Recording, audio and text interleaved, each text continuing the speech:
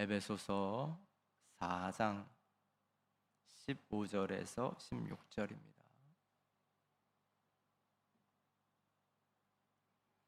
에베소서 4장 15절 16절 두 절 말씀 한 목소리로 합독하십니다. 오직 사랑 안에서 참된 것을 하여 범사에 그에게까지 자랄지라. 그는 머리니 곧 그리스도라. 그에게서 온몸이 각 마디를 통하여 도움을 받음으로 연결되고 결합되어 각 지체의 분량대로 역사하여 그 몸을 자라게 하며 사랑 안에서 스스로 세우느니라. 아멘. 기도하십니다. 하나님, 오늘도 주를 위하여 주 안에 또 주 앞에 또 있기 원하여 주의 전에 있게 하시니 감사합니다. 오늘도 부족한 종은 십자가 뒤에 감추시고 오늘 우리 가운데 임재하시는 주께서 우리의 인생에 우리 교회에 꼭 필요한 생명의 말씀을 들려주옵소서. 예수님의 귀하신 이름으로 기도드립니다. 아멘. 오늘은 이제 영적 성장과 성숙에 대한 이제 세 번째 시간입니다.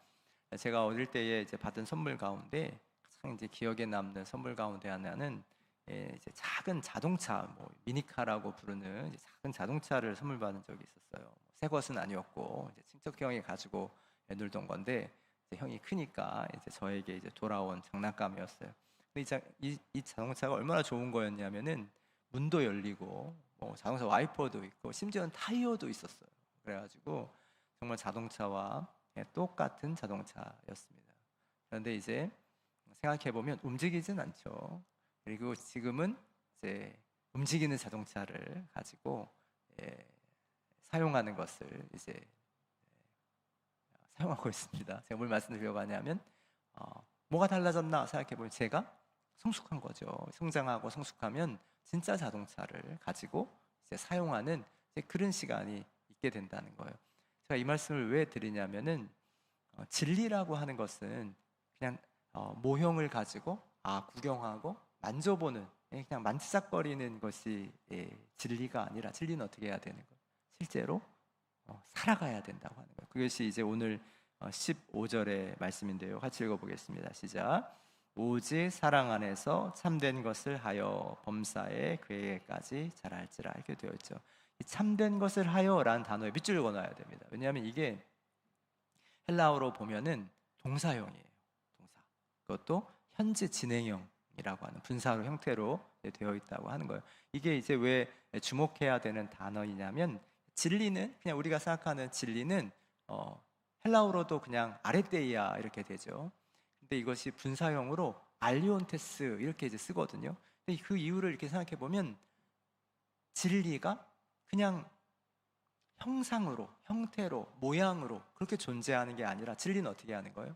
살아내는 거예요. 이걸 영어 표현으로 하면 영어로 truth죠. 진리는 명사형으로 truth잖아요. 살아가는 거예요.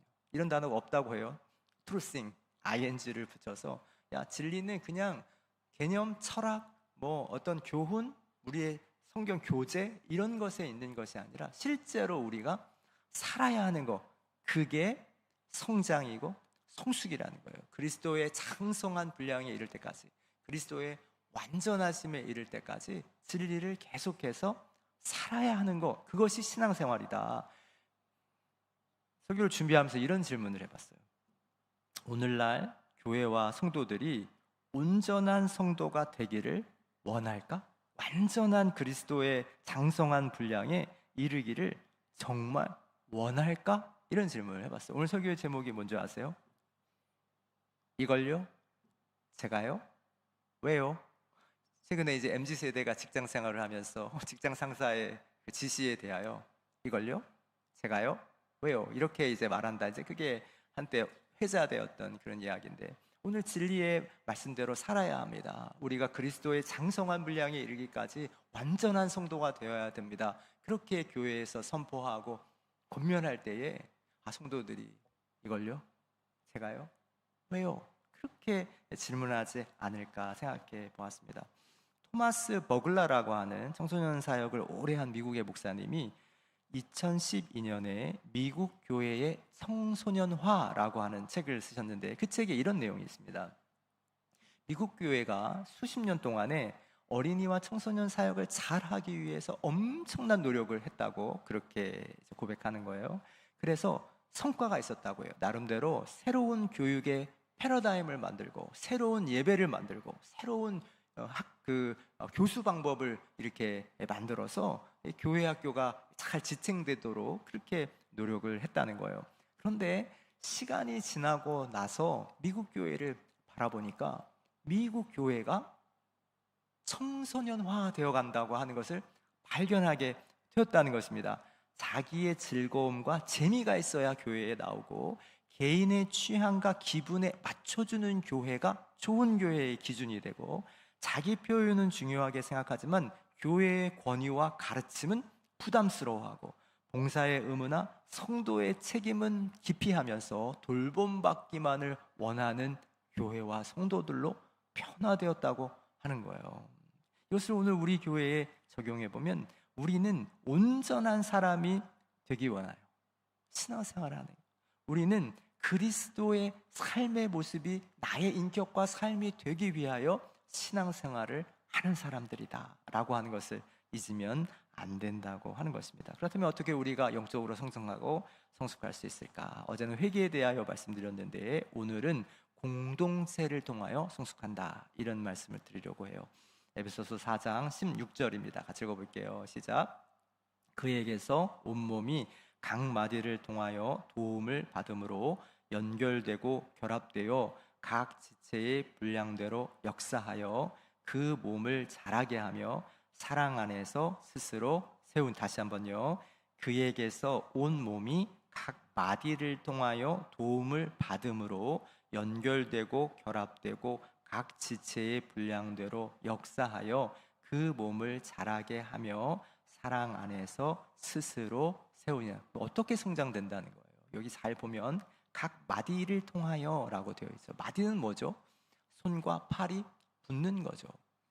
손과 손가락이 붙는 곳, 여기를 마디라고 부르는 거죠. 그러면 손가락과 손이 다른데 마디를 통해서 연결됨을 통해서 손가락이, 손이 비로소 성장할 수 있게 된다는 거예요. 제가 말씀드리려고 하는 것은 서로 다른 사람들끼리 연결될 때에 그 연결됨을 통하여 내가 성장한다고 하는 거예요. 저는 저뿐만 아니라 우리 목사님들이 가장 목회에서 힘들어하는 것은 구역을 편성하는 것입니다. 그래도 저희 교회는 참 좋은 교회예요. 그게 구역 편성 이렇게 했을 때 별로 그냥 그런가 보다 다들 이렇게 이해해 주셔서 어려움이 적었는데, 이제 청소년화 되어 있는 교회일수록 구역 바꿔주세요. 이번에도 그 구역 변경 신청서 이렇게 나눠주셨는데 한 분도 안 내셨더라고요. 다 구역에 만족하신다는 거죠. 어쨌든 근데 왜냐하면 나와 다른 사람이 연결돼야 성장하는 것입니다. 맞죠? 저는 원래 기도를 막 크게 하거나 막 방언으로 기도하는 그런 신앙생활을 하던 사람이 아니었어요. 제가 자라난 교회는 진짜 소소소 사사사 소소소 사사사 그렇게 기도하는 그런 이제 교회에서 신앙생활을 오래 했어요. 근데 저희 아내는 크게 기도하는 그런 교회에서 신앙생활을 했어요. 둘이 만났으니까 어떻게 됐겠어요? 기도를 왜 그렇게 해? 시끄러워. 막 이제 서로 막 그렇게 되는 거죠. 그런데 그렇게 만나서 살아가면서 어떻게 되는 거죠? 기도 크게 하는 거구나. 그게 아내에게 끌려서 기도원도 가고 그래서 이렇게 열심히 기도하는 그런 신앙생활 세계가 있구나. 그런데 눈 뜨면서 신앙이 성장하는 거죠. 최근에 우리 실명을 거듭하지만 우리 윤혜균 집사님이 이제 교회에 오셔서 저는 뭘 배웠냐면은, 이분이 그 내비게이터라고 하는 이제 그런 선교회에서 오래 신앙생활 하셨는데, 그 신앙생활의 특징 가운데 하나가 성경을 암송하는 신앙생활을 합니다.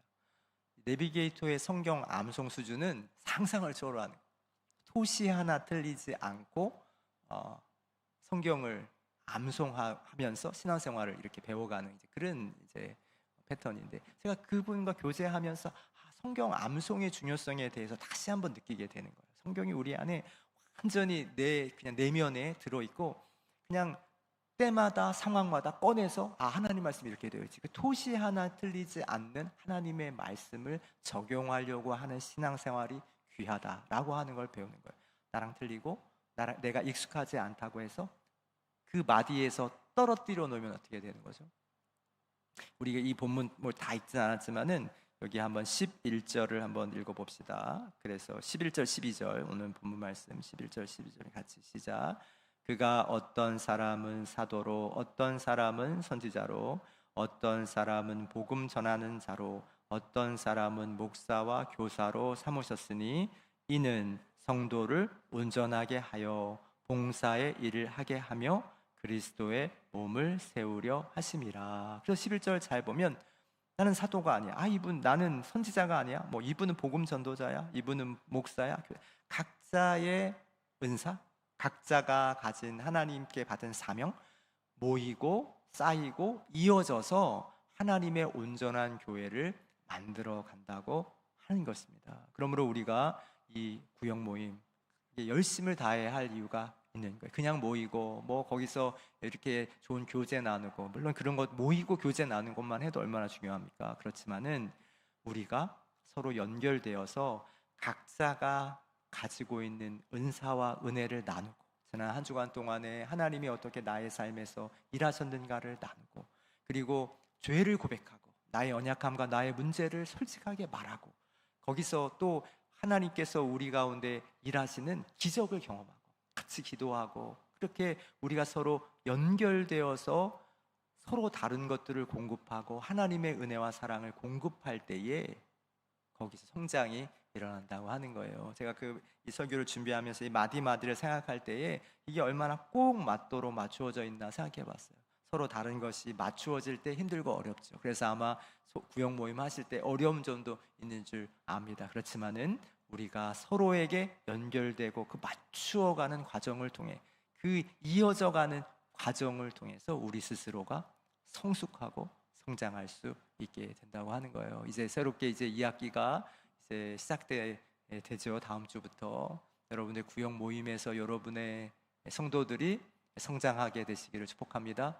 여러분이 성장하게 될 줄 믿습니다. 하나님이 그 성장하는 여러분들 위에 복의 복을